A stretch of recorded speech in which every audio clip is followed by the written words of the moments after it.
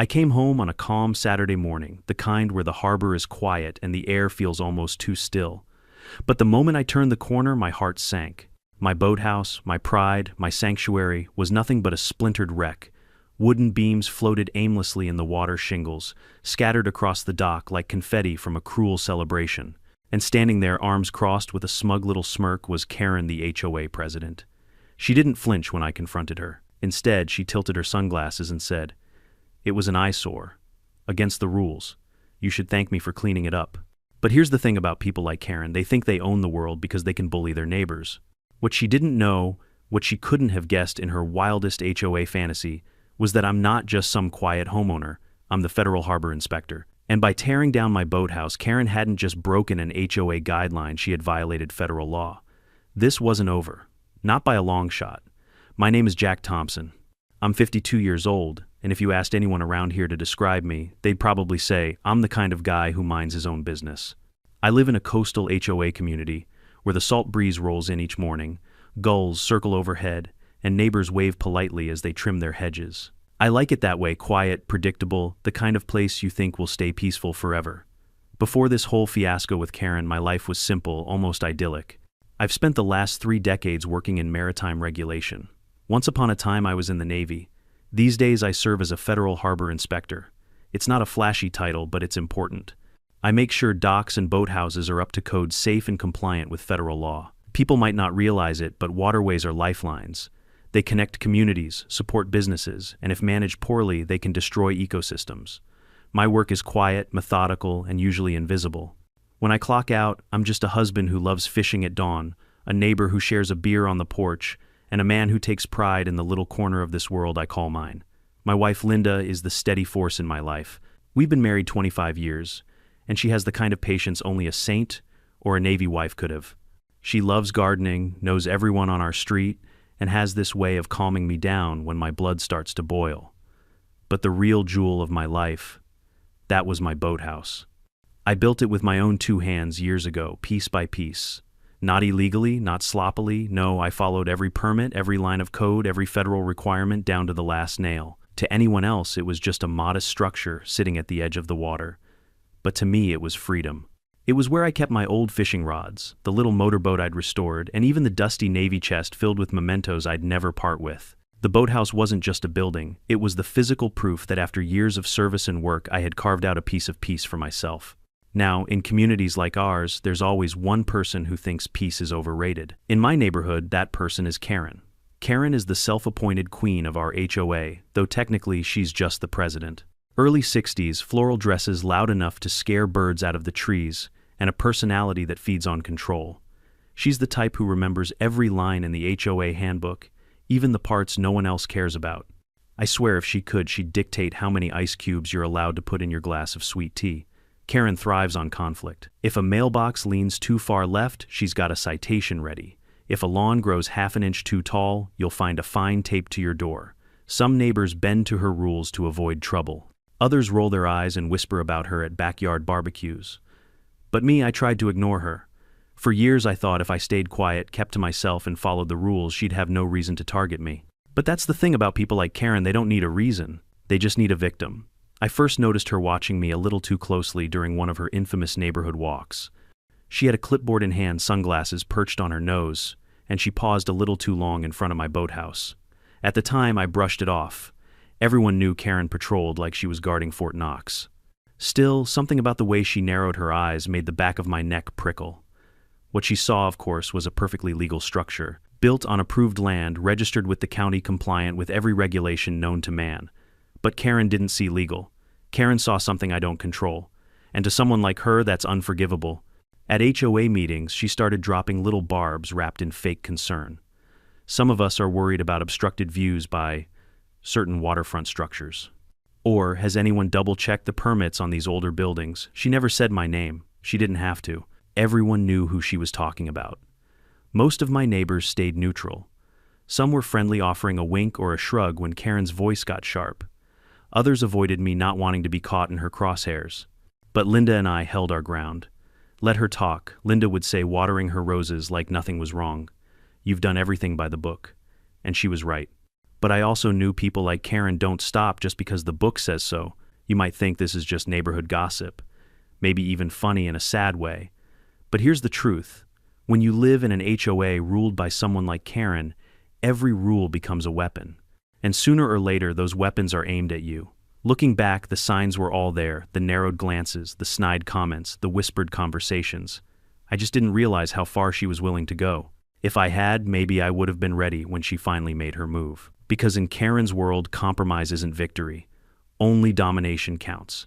And my boathouse, that was her prize target. Let us know where you're watching from today, and if you're new here, don't forget to like this video and subscribe to join our growing community. It started small, the way these things always do. With a note, one Tuesday morning I opened my mailbox and found a bright yellow slip folded neatly inside an envelope stamped with the HOA logo. At first I thought it was just another one of their endless newsletters about landscaping tips or community garage sales. But when I unfolded it, my jaw tightened. Notice of violation, it read in bold. The reason Boathouse paint color not in compliance with community aesthetic standards. I actually laughed, out loud. My boathouse had been painted the same shade of weathered gray for nearly a decade, the same shade approved by the county matched to historical waterfront guidelines. I'd kept it up, repainted it twice, even used HOA-approved suppliers. Yet here it was written like some kind of scandal boathouse color not in harmony with adjacent properties. Karen's handwriting was all over it, even if the letter was printed. Linda found me sitting at the kitchen table, the slip between my fingers, shaking my head. Another one, she asked, pouring herself coffee like she'd already seen this coming. Apparently gray is offensive now, I muttered. She sighed. Ignore it. You've got all the paperwork. It's nonsense. And so I did. I filed the slip in a drawer and went about my day. But with Karen, ignoring never makes the problem go away. It only fuels her fire. The following week, I attended the monthly HOA board meeting in the community center. It was the usual scene, a dozen neighbors gathered in folding chairs, stale cookies on the back table, and Karen at the front, like a queen addressing her subjects. She had that clipboard clutched to her chest as though it were a shield. Halfway through the meeting, sandwiched between discussions about lawn ornament restrictions and the upcoming summer picnic, Karen cleared her throat. Now there is the matter of certain non-compliant waterfront structures that have been brought to my attention. Her voice oozed authority, her tone dripping with staged concern. Every head turned toward me. I stayed calm, hands folded, but inside my patience thinned. If you're referring to my boathouse, I said evenly, it's fully permitted. County approved, inspected, and compliant with all HOA guidelines. Karen's smile didn't falter. Well, Jack, we do appreciate your interpretation of the rules. However, several residents have expressed that it blocks the community view of the harbor. We must all be considerate of each other. Interpretation, I repeated. There's no interpretation.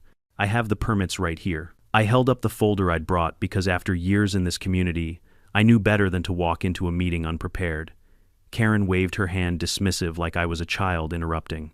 Permits or not, the board will be reviewing whether this structure serves the best interest of the neighborhood. If it does not, we will take appropriate measures. The room buzzed with whispers.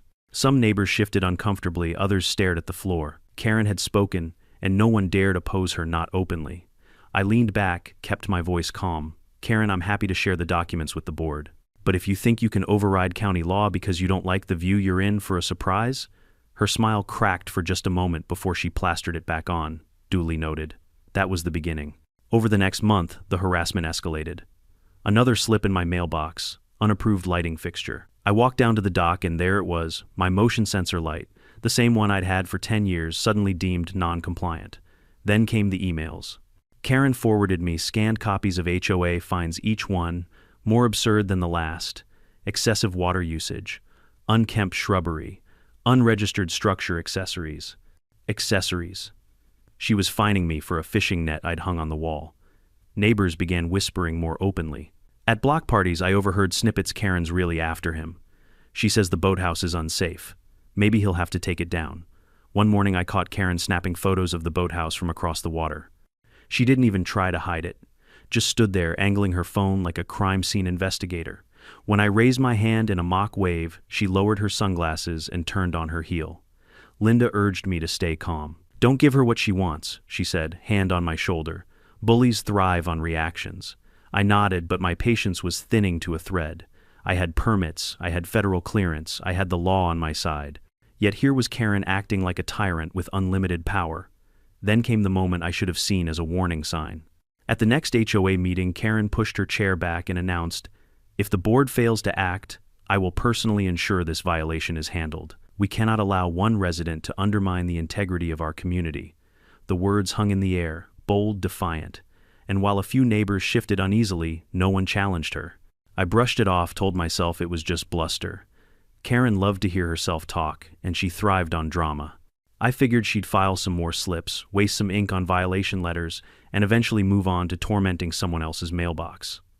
But I underestimated her, because Karen wasn't bluffing, and while I sat there smug in my confidence that the law protected me, she was already plotting something far worse than fines and violation slips.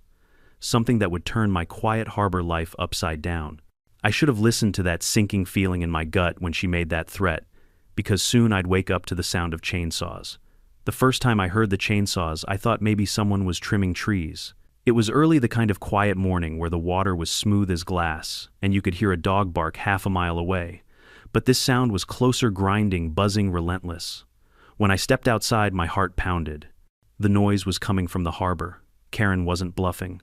A crew of men in neon vests stood around my boathouse, chainsaws and crowbars in hand, hacking away like it was some condemned shack. Wood-splintered nails screeched out of place, and one wall of my boathouse sagged under the assault. I ran down the dock shouting, "What the hell do you think you're doing?" One of the workers glanced at me, shrugged, and pointed toward the parking lot. There she was, Karen, in her wide-brimmed floral hat, arms-crossed sunglasses, glinting in the morning sun like she was overseeing a royal execution. "This structure is in violation of HOA rules," she called out, her voice sharp, carrying across the water. "The board has authorized its removal." "The board," I shot back. "Or just you," she smirked. "Don't make this harder than it has to be, Jack. We're within our rights." Within their rights. Those words lit a fire in my chest. These weren't rights, they were crimes. But the damage was already being done. Planks floated off into the harbor. One of the men knocked loose my boat ladder, sending it crashing into the water with a splash. I clenched my fists, but I forced myself not to lose control. Losing my temper wouldn't stop them. It would only give Karen what she wanted, a spectacle. "Pack it up," I barked at the crew. "You're trespassing. This property is federally registered. You're going to regret every nail you pull." They hesitated, exchanging nervous glances. Clearly, Karen hadn't mentioned anything about federal jurisdiction. She marched closer, barking orders like a drill sergeant. "Ignore him. Keep going," but cracks were already showing. One worker muttered, "Lady, we don't have the permits for this." Another shook his head, lowering his crowbar. Karen snapped her fingers like they were school children. I said, "Keep going." In the end, the damage was done. They left my boathouse in pieces, debris scattered like a battlefield. Karen, triumphant, strutted back toward her SUV, her floral dress fluttering like a victory flag. That day marked a turning point. From then on, the harassment didn't just come in paper slips or smug smiles. It was constant, suffocating. First came the fines, stacking higher, more absurd by the week. $250 for harbor obstruction. $500 for unkempt shoreline debris. The irony wasn't lost on me. She destroyed my boathouse and then fined me for the wreckage. Then the inspections. Karen showed up with her clipboard every other day, poking around my dock, snapping photos of my boat, peering through binoculars like a spy. I caught her once crouching behind the hedge near my porch. When I stepped out and said enjoying the view, she straightened up, muttered something about routine compliance checks, and scurried away. Linda begged me to stay calm. "Don't let her drag you down, Jack," she said one evening as we sat on the porch sipping iced tea. "She wants to provoke you." But it was getting harder to ignore. She started whispering to neighbors, spreading poison like it was fertilizer. At the grocery store, I overheard her telling someone I was abusing my federal position to intimidate the community. At the next HOA meeting, she announced, "We cannot allow one resident to think he's above the rules.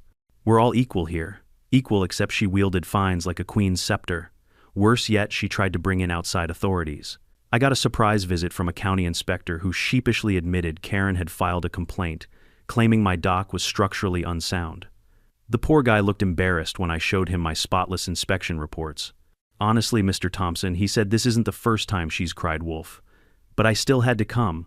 The real blow came when a letter arrived threatening foreclosure if I didn't pay the mounting HOA fines.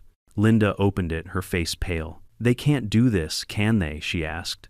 "Not legally," I said, though, my stomach twisted. But legality doesn't stop Karen. Pressure does. The pressure was real. Friends I'd known for years avoided me. Some whispered apologies in private, saying they couldn't afford to be on Karen's bad side. Others believed her stories outright, convinced I was the villain undermining community harmony. The isolation cut deeper than I cared to admit. It wasn't just about a boathouse anymore. It was about reputation, dignity, the right to live in peace. And Karen had declared war on all of it. Still, I stayed quiet, outwardly. I let her think she was winning, let her pile on her harassment, her rumors, her phony fines. But inside I was planning, watching, waiting, because Karen had overplayed her hand. She thought she was tearing down some shed built by a stubborn neighbor. What she'd actually done was demolish a federally registered harbor structure, without permits, without votes, without a shred of legal authority. Every chainsaw stroke had dug her hole deeper, and I was already collecting the shovels. But Karen, drunk on her own power, wasn't slowing down. If anything, she was doubling down. She had no idea that by escalating her little crusade, she wasn't just poking the bear. She was poking a federal inspector who knew exactly how to bring her empire crashing down, and soon she'd find herself standing in the rubble of her own making. I'll never forget the sight, the bones of my boathouse lying broken along the shoreline planks, bobbing like gravestones in the water. For a moment, I just stood there, hands on my hips, heart pounding, the anger so sharp it tasted metallic on my tongue. Karen, of course, was waiting for me. She strutted down the dock like she'd just won a beauty pageant, sunglasses perched high, that self-satisfied grin plastered on her face. "Well," she said, gesturing toward the wreckage, "problem solved. That eyesore is gone. You can thank me later." I stared at her. "You demolished private property. Without approval. Without permits." Her smirk widened. "Private property, please." It was an unapproved structure, and as HOA president, I had the authority to remove it. She said it like she'd memorized the line in front of a mirror, rehearsed it until she believed it. I let the silence hang for a second. Then I asked, "Did the board vote?" That tiny flicker in her eyes told me everything. She hadn't put it to a vote. She hadn't even told the board. For the first time since this nightmare started, I felt something I hadn't felt in weeks: relief. Relief because Karen had finally crossed a line so bold, so careless, she couldn't wriggle her way out of it. She'd given me the crack I needed, the slip-up. I didn't argue further. Instead, I walked back to my house, calm, methodical. Linda looked at me with worry when I stepped inside, soaked in sweat and seawater. "Jack, are you okay?" "I'm better than okay," I told her, grabbing my camera. She just handed me the rope to hang her with. From that moment on, I switched from defense to offense. I started documenting everything. I took photos of the debris scattered across the shoreline, close-ups of the broken dock posts, time-stamped shots of the damage. I filmed myself walking through the wreckage, narrating what had happened, pointing out the lack of warning signs or permits. I even interviewed the demolition crew, most of them eager to talk once Karen wasn't hovering over their shoulders. One of them confessed, "We didn't have paperwork. She just said the HOA approved it. Perfect." Next, I dug through the HOA records. I had copies of every meeting agenda, every board decision. Nowhere, not once, was there any mention of my boathouse being scheduled for demolition. That meant Karen had acted unilaterally, abusing her power. I made copies, highlighted the gaps, tucked them neatly into a binder, and then the cherry on top, the threatening letters. I'd saved them all. Every violation slip, every email dripping with Karen's smug wording. Together, they painted a perfect picture of harassment, intimidation, and abuse of authority. Linda helped me organize everything into neat stacks on our dining table. "Feels like building a case," she said, handing me another folder. "That's exactly what it is," I told her. But the best part wasn't in the HOA documents. It was in the Federal Registry. Because Karen didn't care to know that my boathouse wasn't just some backyard shed. It was listed as a federally registered harbor structure. That meant demolishing it wasn't a neighborhood issue. It was a federal crime. Karen had thought she was flexing her HOA muscles. In reality, she'd just kicked a hornet's nest with a federal seal on it. I still played it cool in public. I let her strut around like a peacock, telling neighbors she'd handled the problem. She even bragged at the next HOA meeting, standing tall in her floral dress. "The harbor is cleaner now," she announced, "and we can all enjoy the view again without obstruction." I didn't argue. I sat in the back row, calm, jotting notes. Some neighbors clapped politely, others just avoided looking at me. Karen basked in the attention, convinced she'd humiliated me into silence. But inside, I was grinning. Because while she paraded around, I had already contacted my lawyer. I'd already sent documentation to my office, and I had already spoken to a federal colleague who all but laughed when he heard what had happened. "She demolished a registered structure?" he asked over the phone. Without permits. That's not just an HOA problem, Jack. That's destruction of federal property. Exactly. I spent the next week gathering more evidence, stacking the deck so high even Karen's bravado couldn't climb it. Every photo, every letter, every statement from the workers went into my file. Linda kept urging me to be patient. Don't rush it, she said. Let her dig deeper. And she did. Karen, drunk on her own victory, started bragging louder. She told anyone who'd listen that she'd cleaned up the harbor single-handedly. She even tried to fine me for the debris she had caused, claiming it was my responsibility to remove the wreckage. The audacity would have been laughable if it weren't so useful. Every fine she sent me went straight into my evidence binder. Neighbors began to notice the cracks too. A few whispered to me, quietly apologizing for staying silent. One even admitted, "She told us the board voted, but I never saw anything in the minutes." Exactly the confirmation I needed. By the time my binder was full, I no longer felt like the victim. I felt like the hunter. Karen thought she was circling me, tightening the noose. But really she'd stepped into her own trap and the teeth were about to snap shut. For the first time in weeks I slept peacefully, because the tide was about to turn. And when it did, Karen wouldn't be standing on the dock smiling in victory. She'd be standing in front of a room full of witnesses facing the truth she thought she could bury with a chainsaw. If Karen had stopped there, maybe she could have salvaged something, her reputation, her presidency, even her dignity. But Karen wasn't wired for retreat. When she sensed resistance, she didn't slow down. She doubled down. The first sign came the morning after I filed my formal complaint. I found a flyer stuffed into every mailbox on the street. Across the top, bold letters screamed, "Community Alert, Abuse of Power" by Harbor Inspector. I stood at the curb with the paper in my hands, my blood simmering. The flyer accused me of using federal intimidation tactics to silence the HOA. It claimed I'd built my boathouse, illegally bullied neighbors with technical jargon, and was now weaponizing his government position for personal gain. It was laughable, pure fiction. But Karen's genius wasn't in facts. It was in drama. She knew how to twist a story until the uninformed couldn't tell which way was up.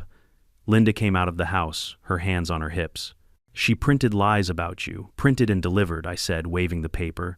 "Karen's running her own tabloid now." Linda frowned. "Some people will believe this, Jack." And she was right. Within days, I noticed fewer friendly waves, more averted eyes. At the market, a neighbor muttered under his breath, "Power goes to some people's heads." I wanted to snap back, but I bit my tongue. That was just the beginning. The next week, I received a thick envelope from the HOA, stuffed with fines.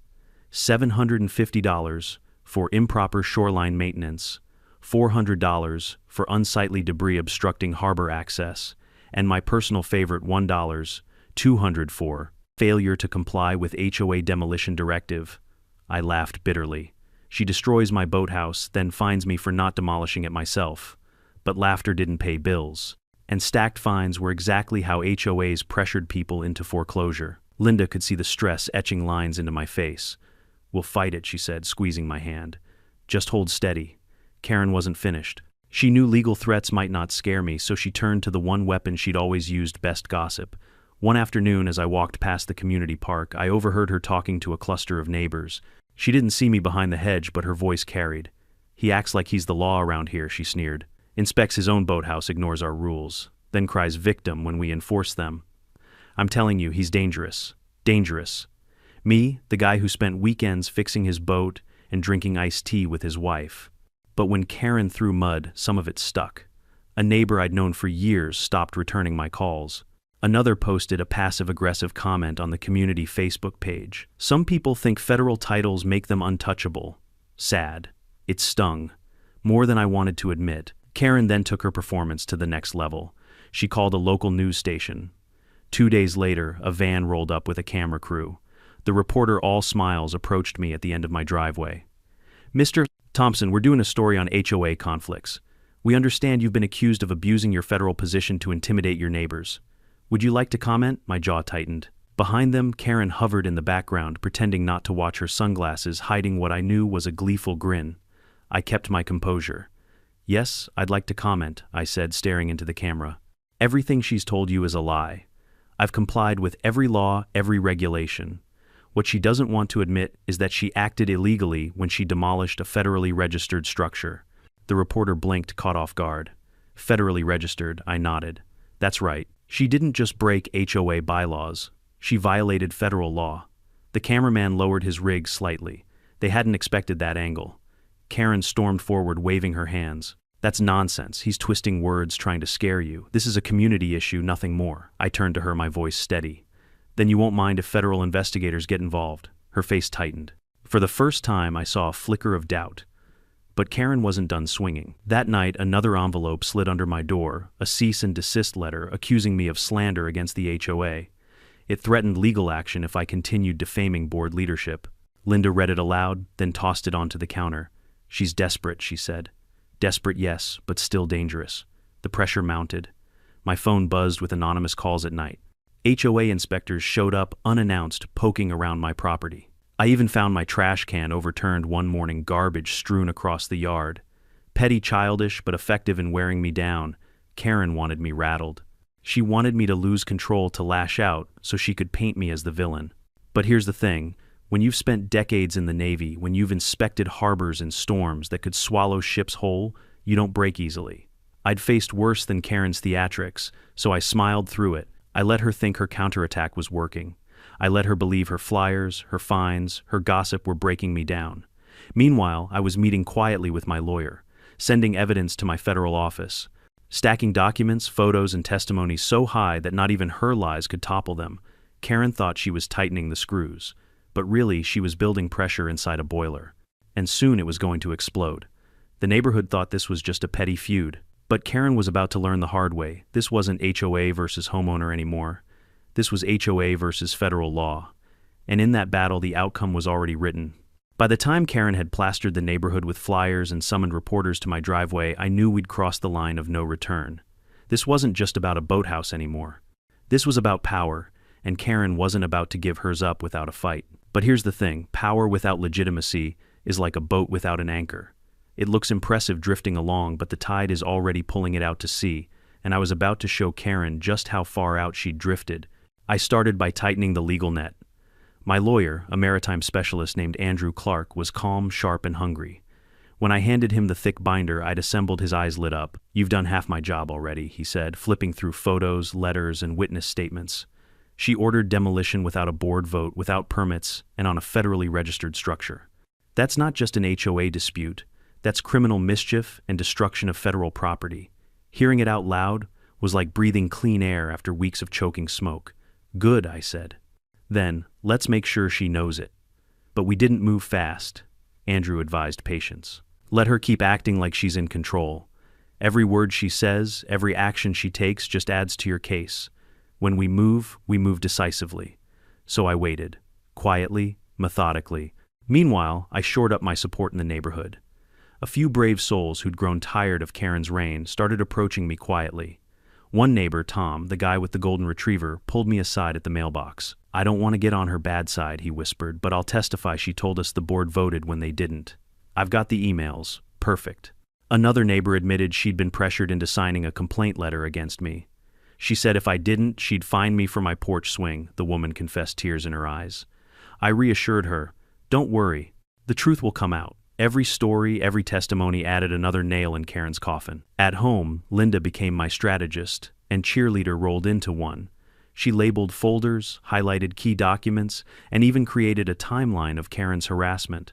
At night, we sat at the dining table, papers spread everywhere like generals plotting a campaign.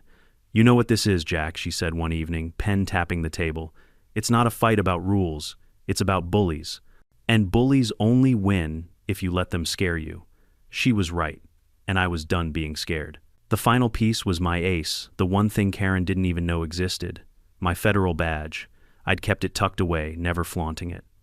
My role as a harbor inspector wasn't something I bragged about. But the day Karen's demolition crew tore down my boathouse, she hadn't just offended me personally, she'd violated federal jurisdiction. That gave me more than just leverage. It gave me authority. With Andrew's help, I filed a federal claim, quietly, formally by the book. At the same time, I prepared for the public showdown, the next HOA meeting. This wasn't just about lawyers and paperwork anymore.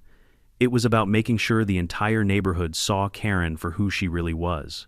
In the days leading up to the meeting, Karen strutted around like a rooster, telling everyone she'd handled the harbor problem once and for all. She laughed loudly at block parties, bragged about standing up to tyranny, and sent yet another round of fines to my mailbox. I didn't respond.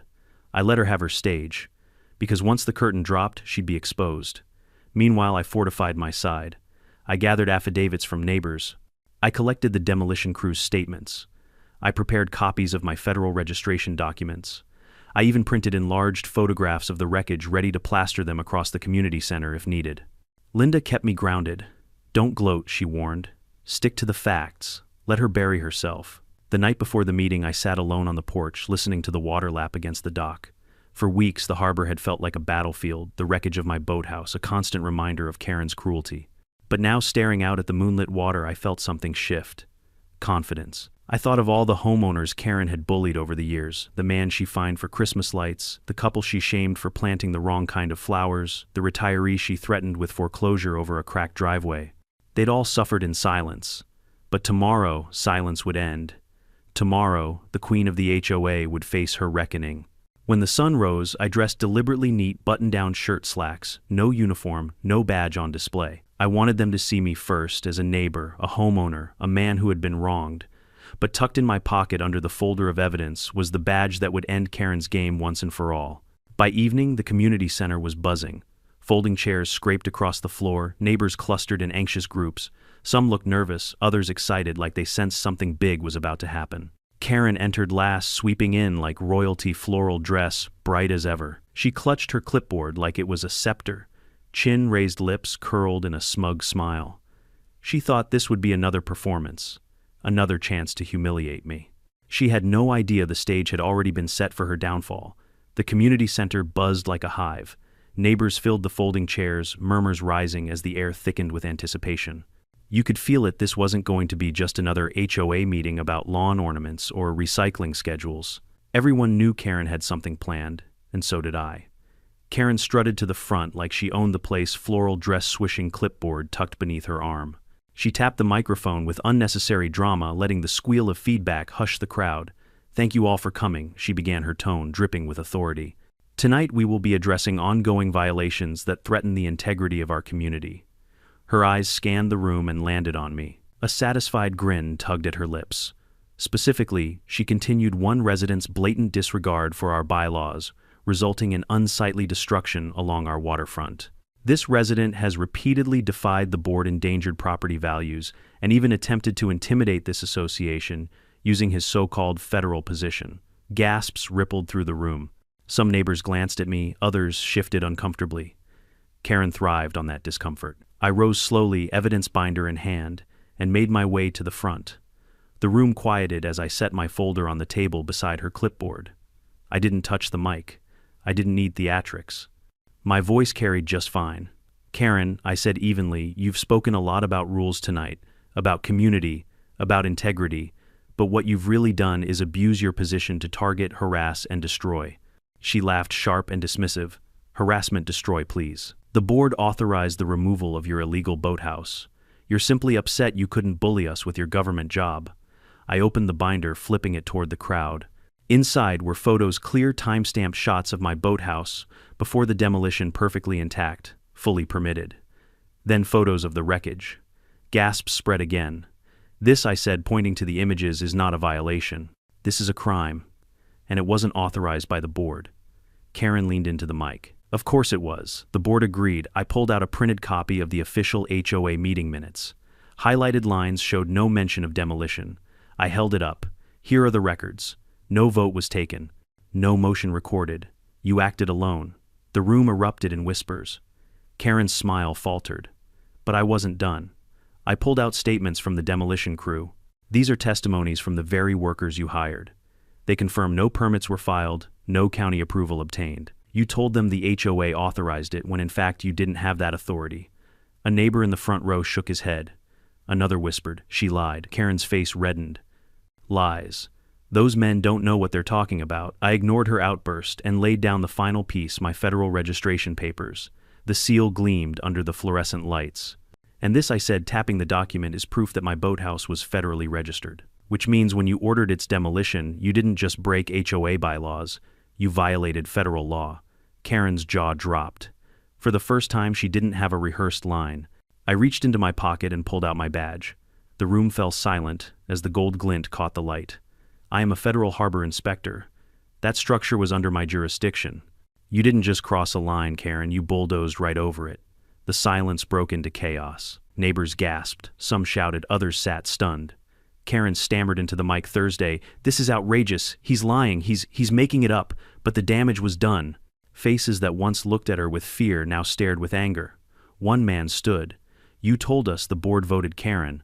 Another woman added, "You said his boathouse was illegal." I calmly set down the final document, a copy of the federal claim I'd filed, stamped, and signed. "Karen, federal investigators are already aware of what you did. This meeting isn't your stage anymore. It's your evidence hearing." Her hands trembled on the mic. You can't do this. I'm the president. I decide what's best for this community." "No," I said, voice steady. "You decided what was best for yourself, and now you'll answer for it." The board members, silent until now, finally spoke. One cleared his throat. Effective immediately, I motioned to suspend Karen's presidency pending investigation. Another quickly seconded. The vote passed almost unanimously. Only Karen herself raised her hand in opposition. The room erupted, not in support for her but in relief. Neighbors who had been silent for years finally spoke up. Stories poured out of past harassment fines for flower beds, threats over mailbox heights, humiliation at meetings. Karen had ruled through fear, but the dam had broken. Karen, pale and shaking, tried to shout them down, but her voice cracked. She stormed from the room, floral dress whipping behind her, shoving past chairs. For the first time, she wasn't walking out triumphant. She was fleeing. I gathered my papers, slipped the badge back into my pocket, and took a deep breath. The battle wasn't completely over. There would still be legal proceedings, restitution cleanup. But in that moment, in front of my neighbors, the tide had turned. For once, the HOA queen was dethroned, and she had no idea how much further she still had to fall. The week after Karen's downfall, the neighborhood felt different, lighter almost. For years, people had walked around with invisible weights on their shoulders, always afraid of what new rule Karen would enforce, what new fine would appear in their mailbox. Now those same people greeted me at the harbor with hesitant smiles, like survivors blinking in the sunlight after a storm. My boathouse lay in ruins still, but there was something symbolic about it, a reminder of the cost of unchecked power, yes, but also of resilience. Because soon after the federal claim advanced, I received confirmation not only would I be allowed to rebuild, but federal funds would cover much of the reconstruction. The harbor, after all, was under government jurisdiction, and Karen's reckless actions had crossed into federal territory. When I told Linda, she hugged me so tightly I almost lost my breath. "You see," she said, "justice has a way of catching up." The neighbors slowly began to show their true colors. Tom, the man with the golden retriever, stopped by with a six-pack of beer. "I should have spoken up sooner," he admitted, eyes downcast. "I let her push me around. But seeing you stand up to her, it gave me courage." Another couple knocked on our door, tears in their eyes. "She threatened us with foreclosure last year over our shutters," the wife confessed. "We didn't fight because we thought we couldn't win. Thank you for proving her wrong." It struck me then, this wasn't just about me reclaiming my dignity, it was about the entire community reclaiming theirs. Karen, meanwhile, was a shadow of her former self. She'd been stripped of her presidency, fined heavily for misusing HOA funds to pay for the demolition crew, and faced looming legal consequences from the federal claim. Once the queen bee, she now avoided public spaces, her floral dresses traded for muted sweaters, as if even her wardrobe had surrendered. I'd see her occasionally scurrying from her car to her front door, eyes darting, shoulders hunched. No more swagger, no more clipboard, just a woman who'd built her empire on fear and watched it crumble in a single night. As for me, I focused on rebuilding. The new boathouse rose slowly but surely, beams fitted, strong siding painted the same proud gray Karen once despised. Neighbors came to watch, some even lending a hand. Kids brought lemonade, dogs ran along the shoreline, laughter filled the air again. For the first time in years, the harbor felt like a community instead of a kingdom. When the final plank was nailed in place, I stood on the dock with Linda at my side, the water shimmering beneath us. The boathouse wasn't just wood and nails anymore. It was a symbol of resilience, a reminder that bullies don't get the final word. One evening, as the sun dipped low and painted the sky orange, I sat on the porch and reflected. The whole ordeal had cost me sleepless nights, stress, and frustration. But it also gave me perspective. I realized how fragile peace can be when power falls into the wrong hands, and how important it is to stand your ground not just for yourself, but for everyone who can't. Karen had wanted to tear me down, to show the neighborhood that no one could defy her. Instead, she revealed her own weakness, arrogance. In the end, it wasn't my badge that destroyed her, it was her own hubris. As the seasons changed and life returned to normal, neighbors still stopped me to share stories. "Remember when she fined me for having too many bird feeders?" one man laughed. "Feels like another lifetime now." And it did. The HOA still existed, of course, but now it operated with checks and balances. The board held real votes, transparency was enforced, and no one person could ever wield the kind of unchecked authority Karen had abused. And me, I went back to fishing at dawn, sipping coffee on the dock and enjoying the quiet life I'd wanted all along. The difference was now, the quiet wasn't threatened by whispers of fines or the echo of chainsaws. It was real, earned, and lasting. Karen faded into the background, a cautionary tale whispered among neighbors. But for me, she would always be the reminder that standing up, calmly, firmly, and with the truth on your side can change everything. Because sometimes the most powerful weapon isn't anger or even authority, it's patience. Patience to let someone dig their own grave and courage to reveal it when the time is right. And when you do, well, justice has a way of echoing louder than chainsaws ever could. If there's one thing I've learned from this ordeal, it's this: bullies only win when good people stay silent. Karen wasn't powerful because she was right. She was powerful because too many of us were afraid to challenge her. But the moment someone stood up, her empire of fear collapsed. Life has a way of testing our patience, of throwing us into battles we never asked for. But if you stay calm, gather the truth, and hold your ground, even the strongest bully can be brought down. And when that happens, it doesn't just free you, it frees everyone they've ever intimidated. So if you're watching this, I want you to ask yourself, where in your life do you need to stand up? Who is your Karen? And what would happen if you stopped being silent? Share your story in the comments below. And if you enjoyed this, don't forget to like the video and subscribe, because trust me, there are plenty more HOA stories to tell.